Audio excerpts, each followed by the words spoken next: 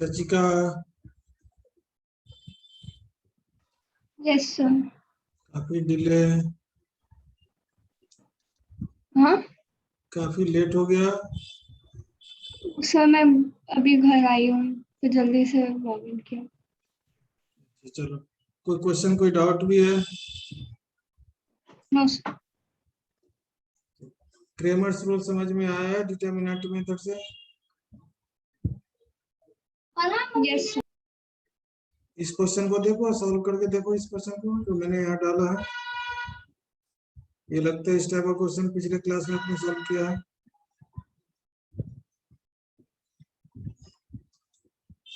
या मैं सॉल्व करके बता दूं इसे?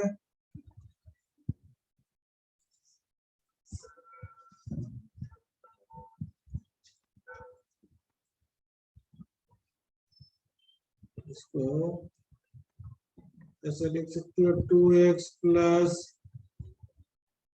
3y minus 10 is equal to 0 and x plus 6y minus 4 is equal to 0 by Cramer's rule.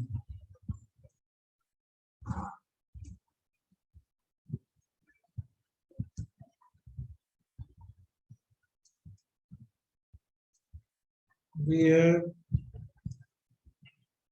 x by is equal to minus y divided by is equal to 1 by x के नीचे determinant लिखेंगे ऐसे 3 6 minus 10 minus 4। y के denominator में determinant लिखेंगे 2 1 minus 10 minus 4। Constant के नीचे determinant लिखेंगे कांस्टेंट वाले को ढक के 2 1 3 6। हाँ, क्या बात है। ओके, ठीक। इस तरह से हो गया। इसे हम लोग चाहे तो यहीं पर सॉल्व कर लें, क्योंकि छोटा डिटर्मिनेंट तो क्या आ सकता है, 3 4 जा 12 तो माइनस 12 और minus minus 60 is equal to minus y upon minus 8 minus minus 10 is equal to 1 upon 12 minus 3। एक और देखा जाए तो यहाँ क्या हो जाएगा, x by प्लस 60 माइनस 12 48। यहाँ पर plus 10 minus 8 minus y by 2 और यहाँ बात हो गई 1 by 9। तो from first and third parts, from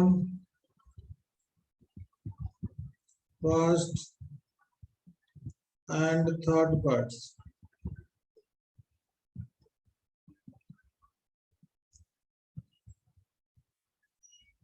we get x by 48 is equal to 1 upon 9, then x is equal to 48 upon 9 from second and third part।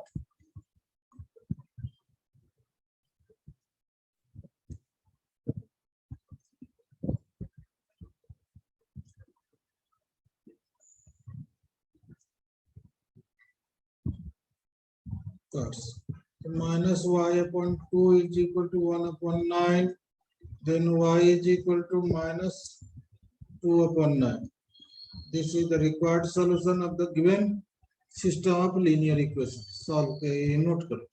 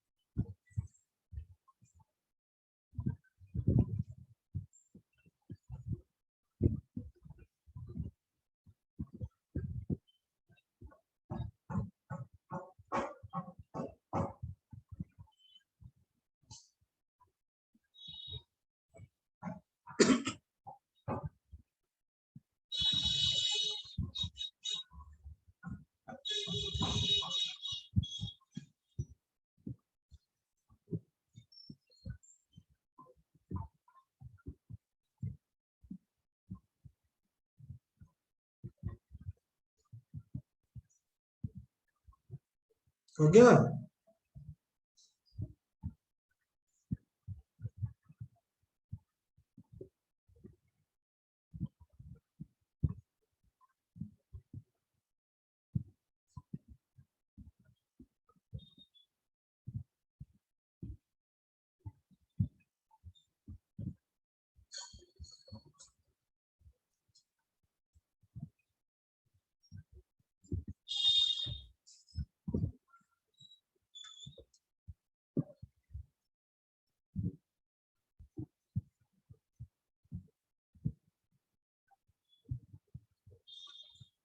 आगे बढ़ो। Done. Yes sir. Okay,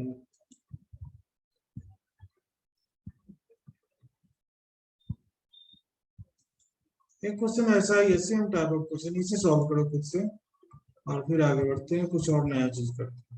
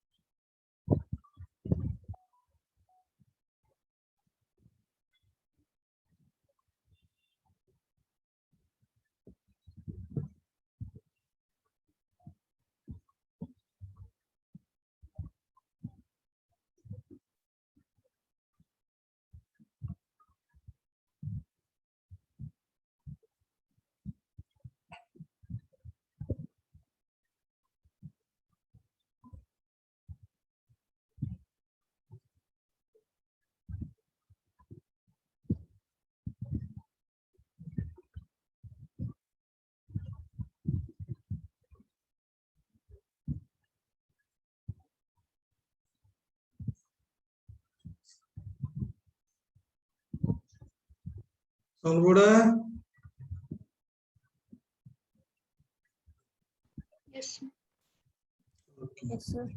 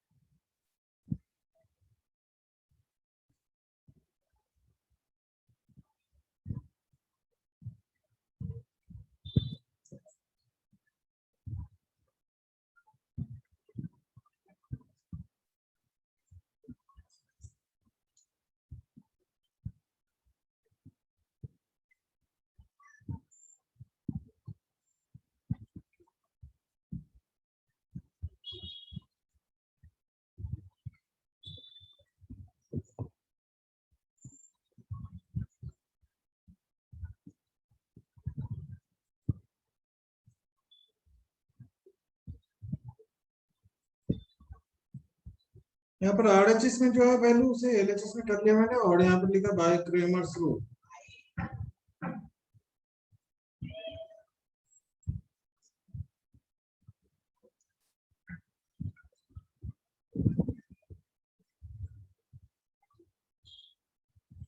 ये है x divided by minus y divided by and 1 divided, बस x के नीचे लिखना है, x वाले को ढक के बाकी के कोएफिशिएंट को डिटरमिनेंट में लिखेंगे।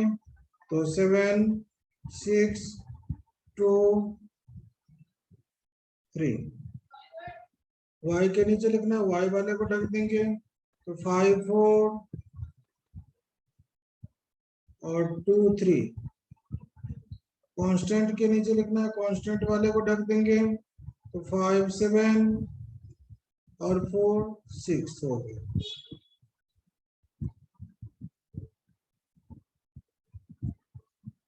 यहाँ पर x बाय 7 3 जा 21 minus 12 is equal to minus y by 15 minus 4 to जा 8 is equal to 1 by यहाँ पर 30 minus 28. That is x by 9 is equal to minus y by 7 is equal to 1 upon 2. Once again from first and third parts.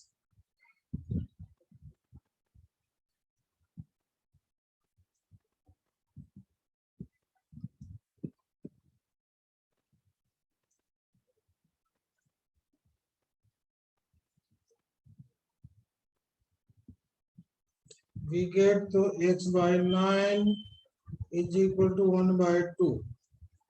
Then x is equal to 9 by 2. From second and third parts,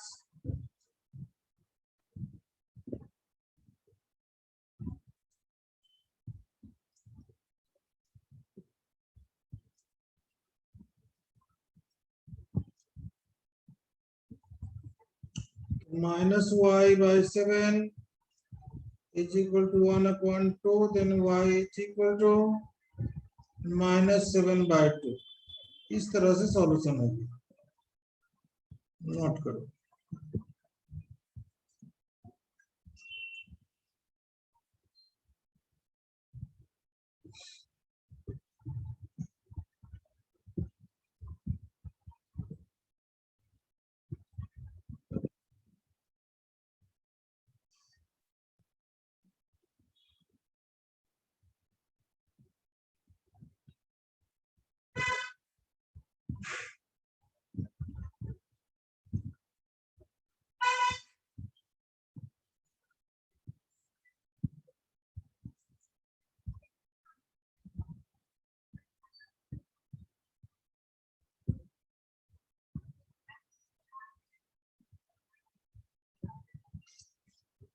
sir हो गया.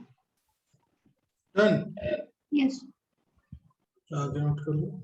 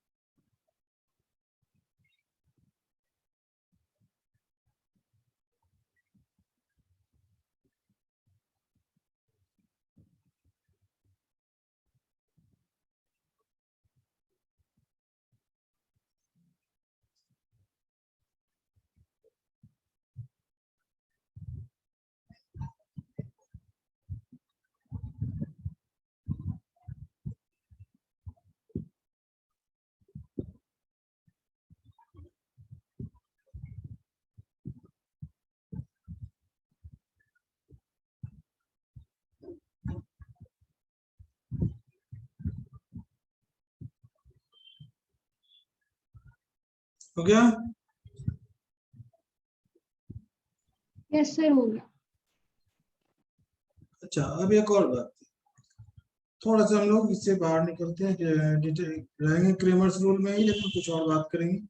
अगर मेरे पास third order वाला होता तो x by delta x लिखते हैं, minus y by delta y भी लिखते हैं, is equal to z by delta z लिखते हैं, और माइनस 1 अपॉन डेल्टा लिखते हैं. ठीक है.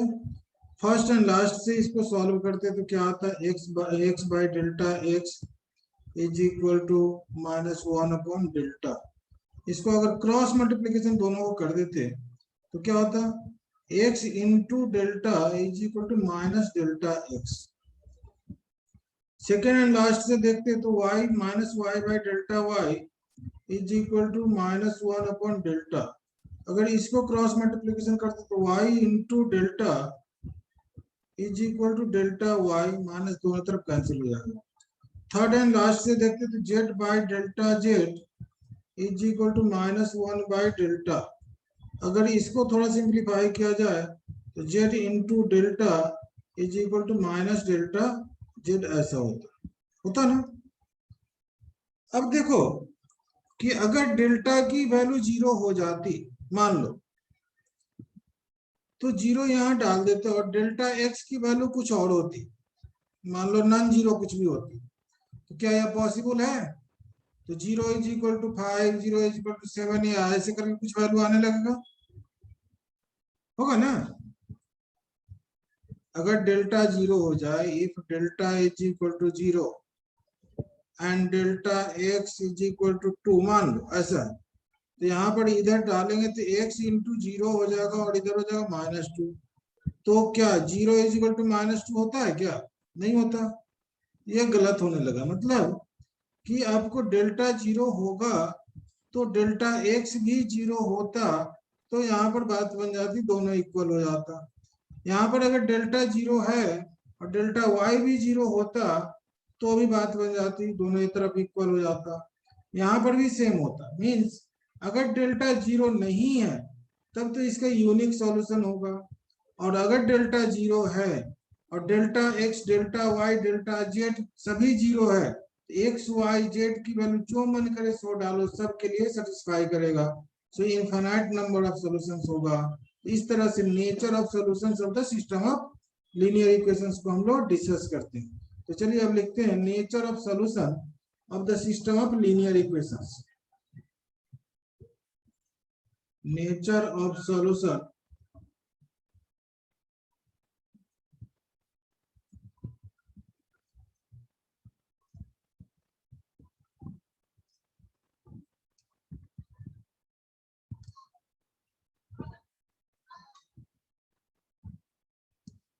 system of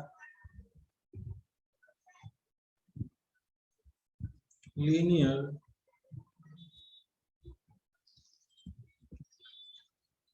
equations a1x plus b1y plus c1z plus d1 is equal to 0। चाहे वह 3 वेरिएबल्स हो या 2 वेरिएबल्स हो, नो प्रॉब्लम, सेम प्रोसेस रहेगा। a2x plus b2y plus c2z plus d2 is equal to 0। a3x plus b3y plus c3z plus d3 is equal to 0। इसको Cramer's rule से वैसे ही solve करेंगे और लिखेंगे बाय क्रेमर्स रूल। बी है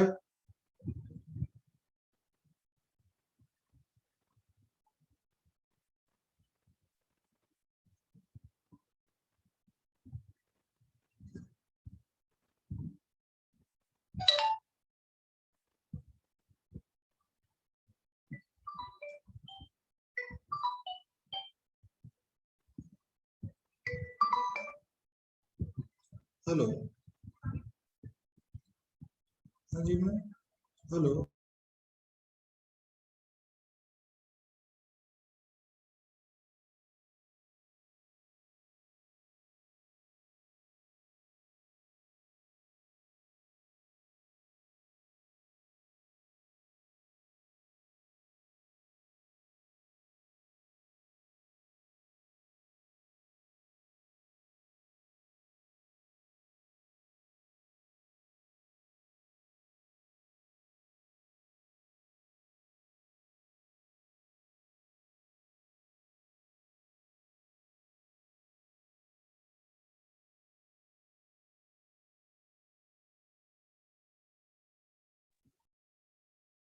बाय क्रेमर्स रूल भी है, तो क्रेमर्स रूल से इसे क्या करेंगे हम लोग, बस जो पहले प्रोसेस था वही लिख देते हैं, बार बार लिखने से रिपीट भी हो जाएगा, आपको याद रहेगा।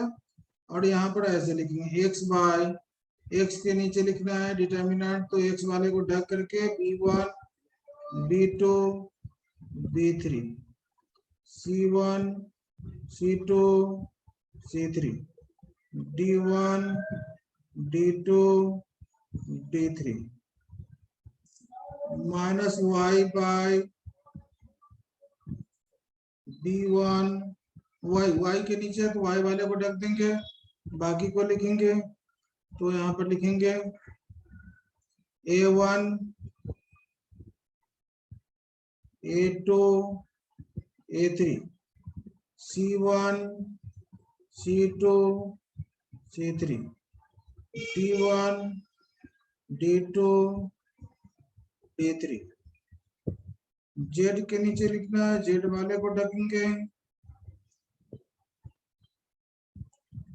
तो A1, A2, A3, B1, B2, B3, D1, D2, D3। Sir ये हमने लिख लिया था। लिख लिया? हाँ, ये हमने किया था पिछले क्लास में। हम पता है मुझे कि पिछले क्लास में की है, और मुझे भी मालूम है कि मैंने कराया था। इसका यूज है इसलिए मैं लिखा रहा हूँ, बस जस्ट आगे अब लिख कर हो गया। A1, A2, A3, B1, B2, B3, C1, C2, C3। या क्रेमर्स रूल से हम लोग इतना लिखते हैं, ठीक है। जिसे x by delta x is equal to minus y by delta y is equal to z by delta z is equal to minus 1 by delta बोलते हैं।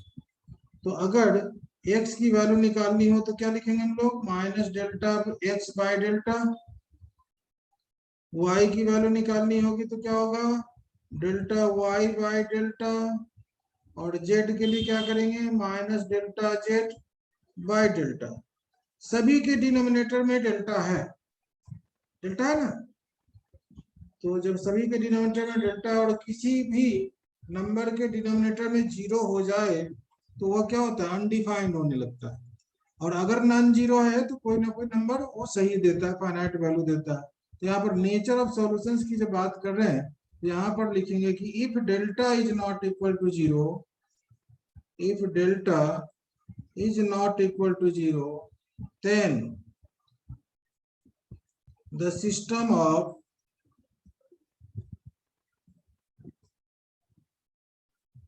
linear equations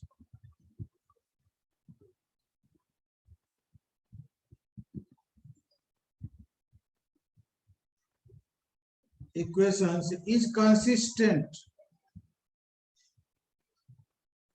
यानी कि वो कंसिस्टेंट होगा, यानी कि उसकी कुछ वैल्यू होगी। And it has unique solution, it has unique solution. या तो डेल्टा जीरो नहीं होना चाहिए। तो अगर ये इतने करने की जरूरत नहीं पड़ती पहले हम लोग, अगर नेचर ऑफ सॉल्यूशन की बात करें तो पहला काम होता है डेल्टा को देखना। डेल्टा मतलब कांस्टेंट के नीचे जो रहता है डिटरमिनेंट वह, अगर वह जीरो नहीं है तो system of linear equations consistent होगा, मतलब उसके कुछ सॉल्यूशन होंगे और वह सॉल्यूशन यूनिक सॉल्यूशन होगा, यह बात हो जाती है। अगर डेल्टा जीरो है और delta X, delta Y, delta Z में से कोई भी एक नॉन जीरो हो जाए, यहाँ जो ऊपर जो मैंने बताया उसमें से होगा नो सॉल्यूशन, यह बात हो जाएगी। तो इसीलिए मैं यह लिखाया हूँ, इसको नोट कर लो फिर आगे लिखते हैं। यहाँ से कम लास्ट वाला।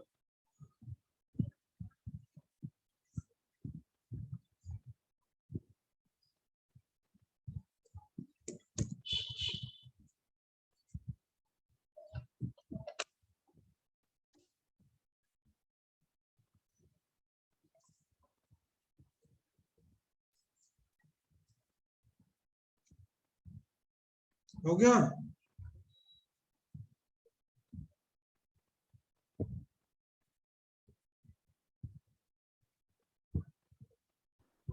हो गया। अब अगला पार्ट यह है कि if delta is equal to zero, if delta is equal to zero, पहला काम यही, and at least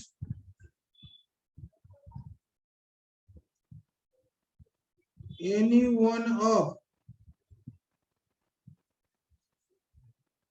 delta x, delta y, delta z be non-zero.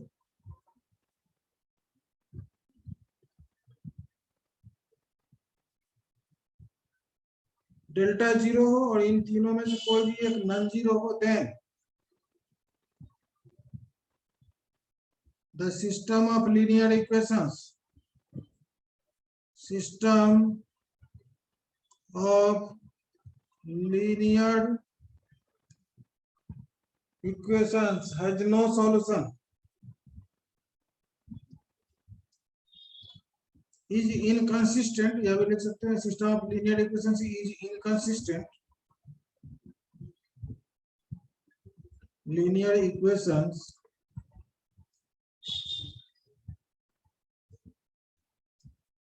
is inconsistent and it has no solution. कोई solution नहीं होगा. तो पहला काम क्या करना होता है, अगर नेचर ऑफ सॉल्यूशन ढूंढना है तो डेल्टा एक्स निकालते हैं, सॉरी डेल्टा. अगर डेल्टा जीरो नहीं हुआ तो वहीं पर हो गया मेरा काम कि यूनिक सॉल्यूशन हो गया. अगर डेल्टा जीरो होता है तो डेल्टा एक्स निकालेंगे, अगर वह भी जीरो होता है आगे बढ़ेंगे, नहीं हुआ जीरो बस वहीं पर बोल देंगे नो सॉल्यूशन. अगर डेल्टा एक्स भी जीरो हो गया तो डेल्टा वाई निकालेंगे, डेल्टा वाई भी जीरो हो गया तो आगे बढ़ेंगे, नहीं हुआ तो नो सॉल्यूशन. डेल्टा वाई भी जीरो तो डेल्टा जेड निकालेंगे, डेल्टा जेड भी जीरो हो गया तो कहेंगे इनफाइनाइट नंबर ऑफ सॉल्यूशंस, और अगर डेल्टा जेड जीरो नहीं हुआ तो नो सॉल्यूशन. यही बात होती है नेचर ऑफ सॉल्यूशंस. तो यहाँ पर एक पॉइंट यह हुआ और लास्ट पॉइंट में लिखेंगे हम लोग कि if delta is equal to zero and delta X is equal to delta Y is equal to delta Z, यह भी जीरो हो जाए, then the system of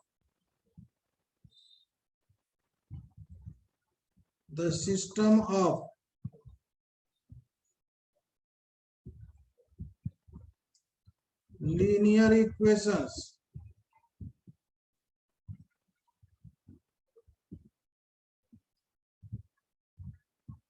is consistent and it has infinite number of solutions. It has infinite number of solutions.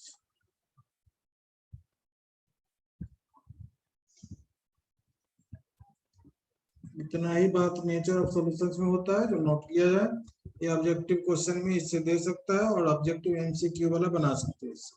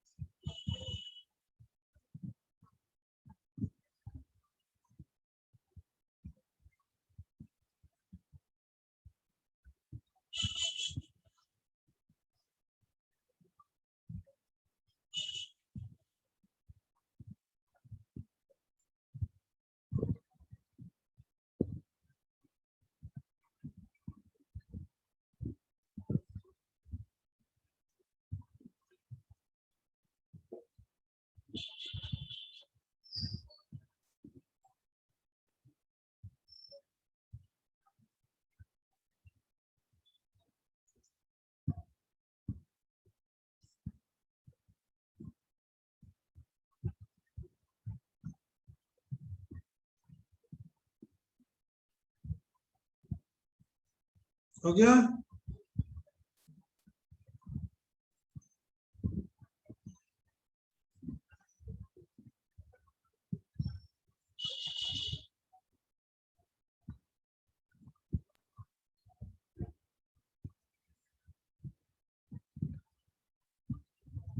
सच का से कर लो।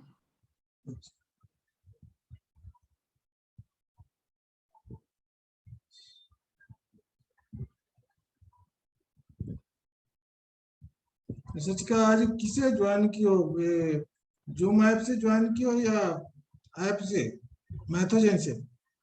Sir आपसे join किया। App से ज्वाइन की ना, ठीक है।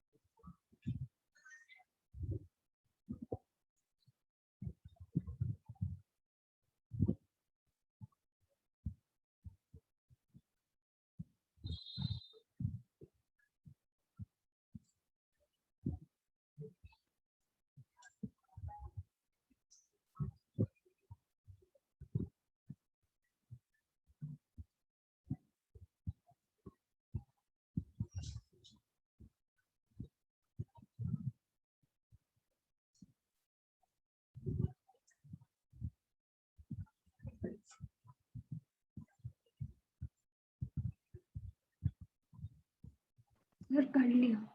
ओके, इस पर एक एग्जांपल दे देते हैं, बस आगे बढ़ते हैं इससे आगे। Discuss the nature of solution of the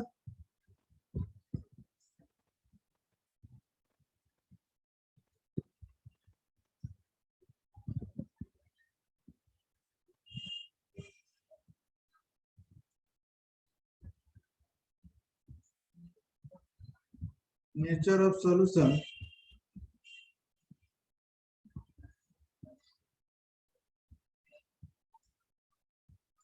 of the system of linear equations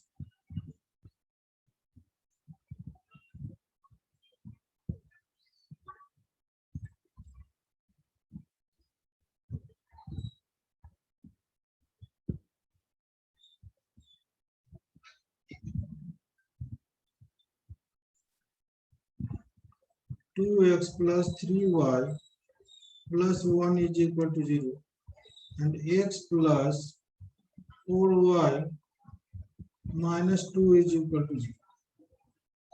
क्या करेंगे, सिर्फ हमें एक्स वाई का कोफिशिएंट है उसका डिटर्मिनेंट निकालना है, अगर डायरेक्ट सोचे तो। नहीं तो फिर ऐसे क्रेमर्स रूल से ऐसे लिखेंगे एक्स बाई इस तरह से, यहाँ पर क्या करेंगे 3 1 4 माइनस 2, फिर y by minus y by, फिर 2 1 3 y है ना तो 1 1 माइनस 2 एंड फिर 1 अपॉन यहाँ पर लिखेंगे डिटर्मिनेंट 2 3 1 4। शुरू वाले के डिटर्मिनेंट से फिलहाल कोई जरूरत नहीं है, बाद में देख सकते हैं, आगे वो बढ़ते जाएगा तब। Minus y by delta Y is equal to 1 upon delta.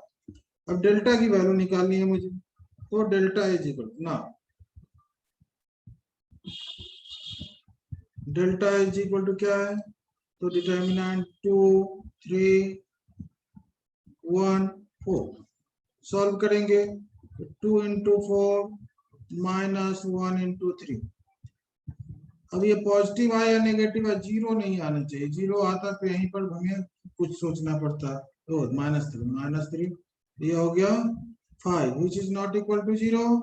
so since delta is not equal to 0, therefore the system of linear equations has unique solution, consistent and unique solution। therefore the system of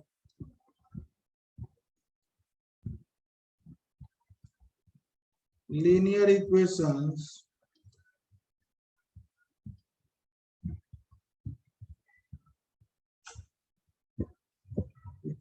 is consistent and it has unique solution.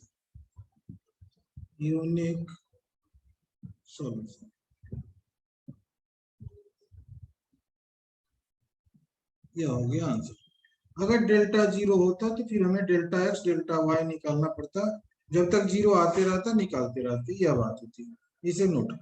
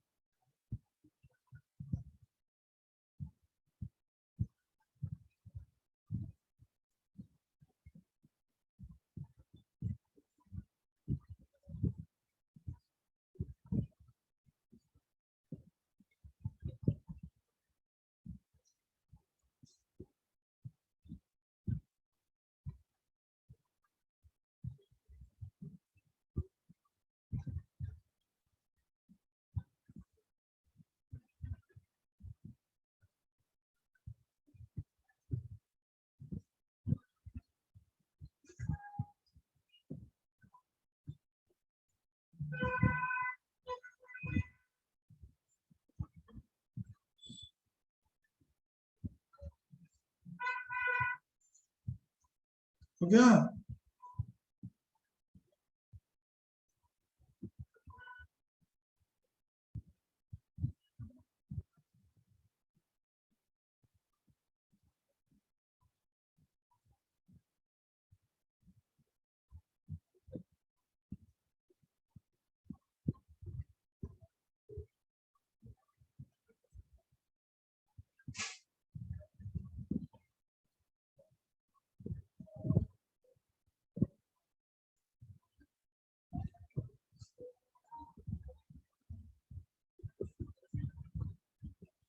सचिका,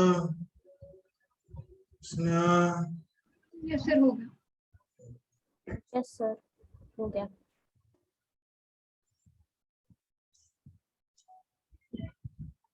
चलो आगे देखते हैं। एक Ceres rule होता है, उसे जरा देखो। डिटर्मिनेंट लगभग फिनिश हो गया। अब हम लोग अगले क्लास में पढ़ेंगे मैट्रिक्स। Sarrus rule.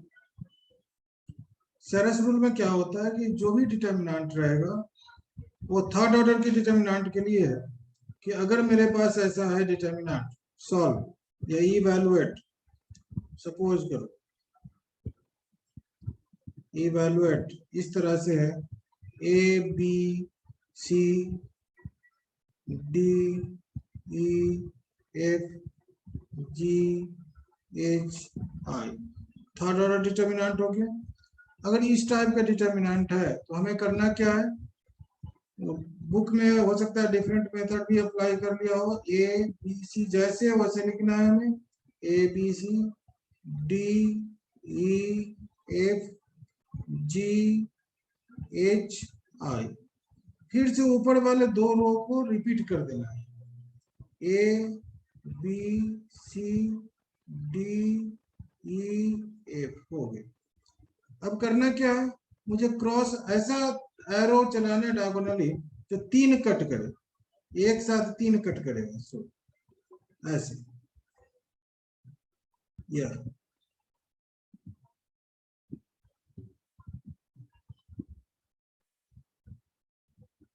या और फिर इधर से भी डायगोनल चलाना है जो 3 कट करेगा। तो 3 कट करने के लिए कैसे, तो यहां से ऐसे चलाएंगे।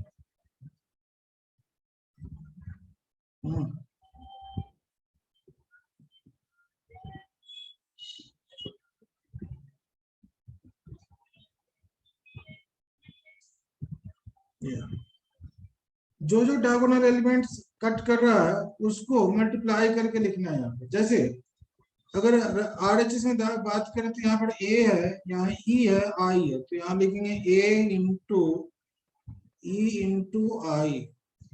फिर दूसरे में क्या डी एच सी है, तो डी इंटू एच इंटू सी। फिर लास्ट में क्या है जी बी एफ है, तो जी इंटू बी इंटू एफ, ये हो गया। लेफ्ट हैंड साइड में भी वैसे ही सी है, ई है और जी है, तो यहाँ पर जैसे भी उलट पुलट कर सकते हैं, तो सी इंटू ई इंटू जी।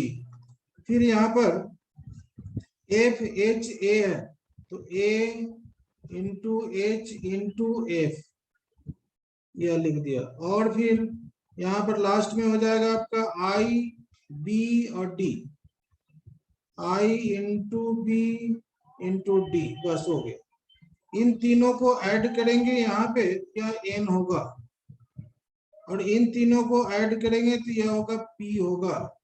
और डिटर्मिनेंट को डेल्टा से डिनोट करते तो delta is equal to P minus N होगा।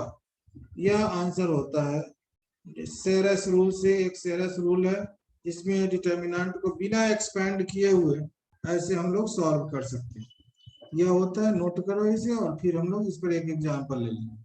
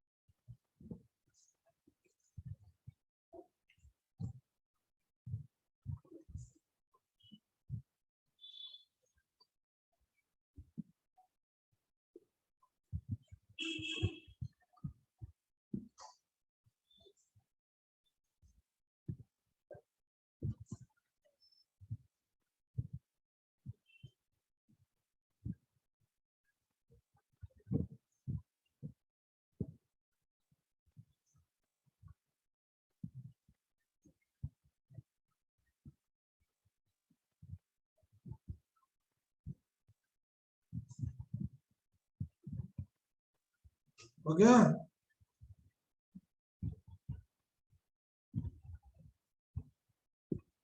Yes sir. सच का यस सर, इसमें हमने नीचे वापस से A B C D E F क्यों लिखा? दो रो, ये रूल होता है कि ऊपर वाले दो रो को रिपीट कर दे। बुक में हो सकता है कि कॉलम में चला होगा, इसलिए कॉलम में रिपीट किया होगा, कोई फर्क नहीं पड़ता। यह थर्ड ऑर्डर डिटर्मिनेंट जैसे लिख दो और ऊपर वाले दो रो को रिपीट कर दो, और बस डायगोनली ऐसे क्रॉस कर लो दोनों साइड। लेफ्ट हैंड साइड वाले को n मानना है ऐड करके, और राइट हैंड साइड वाले को p मान लेना है, और डेल्टा की वैल्यू हो जाएगी p माइनस n। बात खत्म। इससे डिटर्मिनेंट ये कब यूज करते हैं? जब नंबर वगैरह होता है डिटर्मिनेंट में, तो इसे यूज करके हम लोग सॉल्व कर सकते हैं। अभी एक एग्जांपल आएगा, उससे क्लियर हो जाएगा। सिर्फ ऊपर के दो रो को रिपीट कर देना है सेम।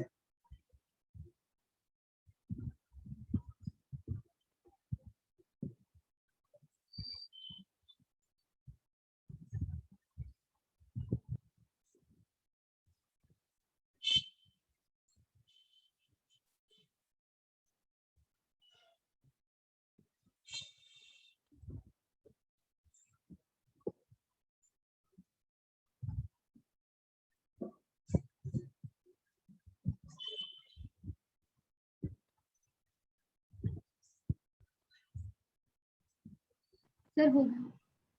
चलो, जैसे मैं एक क्वेश्चन दे दूं यहाँ पर, जो पहले भी दिया हुआ है यह क्वेश्चन, इवैल्यूएट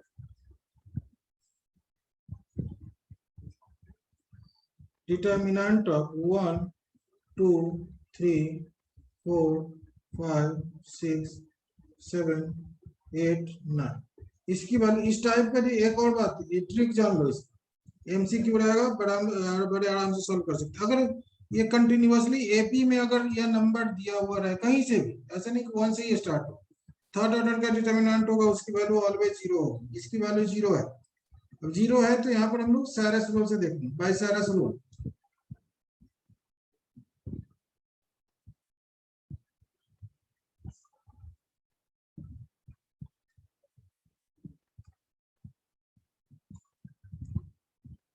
भी है क्या मैंने बताया कि रिपीट कर देना है दो रो को।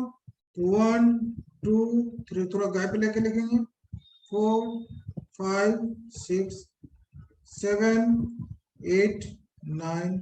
फिर से रिपीट करना है तो 1 2 3, फिर आगे 4 5 6 हो गया, 4 5 6। यहाँ पर वो एक्सपेंशन वाला मेथड नहीं चलेगा, बस डायगोनली कट कराना है। जैसे 3 एलिमेंट कट होने चाहिए, ध्यान रखना है। वह या 9 भी कट हुआ, टेढ़ा हो ये कुछ। यहाँ 4 8 3 और 7 2 6 ये हो गया। अब इधर से कट करा लो तो यहाँ पर हो गया ऐसे।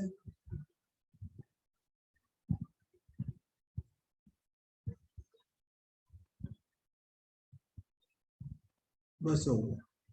अब सारे को मल्टीप्लाई करके, जो जो कट किया एलिमेंट उसे मल्टीप्लाई करके लिखना है। जैसे 1 इंटू 5 इंटू 9 तो 45 हो गया। चलो कलर चेंज कर दो, ये 45 हो गया। अब यहाँ देखो 4 इंटू 8 इंटू 3 तो 96 हो जाएगा। फिर 7 इंटू 2 14, 14 इंटू 6 84। यह हो गया पी की वैल्यू। इधर से मल्टीप्लाई करो, 3 5 जा 15 हो गया। 15 इंटू 7 105। यहाँ पर देखो 48 और यहाँ पर देखो 72। यह मेरा n है, n की वैल्यू निकालो। n 5 8 13 15 5 7 12 1 1 2 हो गया। p की value 5 6 11 4 15 4 5 9 5 14 8 22। therefore delta is equal to क्या होता है? p minus n। तो 225 माइनस 225 यह भी 0। पहले भी यह एग्जांपल दिया जा चुका है, वहां पर भी 0 आया था। इस तरह से सैरस रूल से नंबर्स वाले ऐसे क्वेश्चन होंगे तो हम लोग सॉल्व कर सकते हैं। वह डिटर्मिनेंट मेथड तो मेरा है ही, लेकिन यह भी एक मेथड है। चलिए नोट कीजिए।